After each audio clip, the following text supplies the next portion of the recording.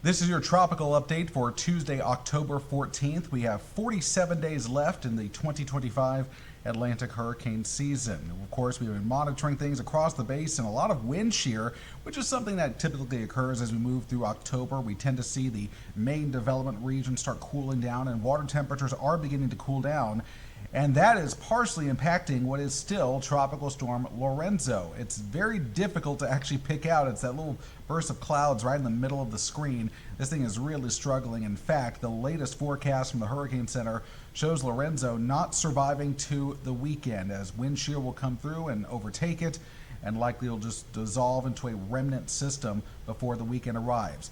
It will be likely quiet over the next 7 days. However, something to note in the Caribbean, a lot of our long-range models, certainly some of the more popular models, do indicate that the Caribbean may try to come back to life. This is an area where we still have very warm sea surface temperatures.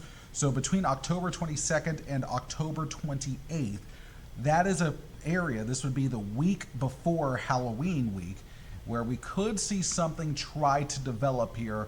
And so not set in stone by any means, but right now there's a medium chance long range of getting something that could try to develop into the Caribbean. That's all we know regarding that so far, so just nothing we need to lose any sleep over at this point, but just make sure you know that October can still be a month where we get tropical activity across the Atlantic basin. And speaking of, in terms of the list of names, you can see them right there. We have made it through 12 names on the in the season so far. So again, a fairly robust season. Melissa, Nestor, and Olga are the next three names on the list.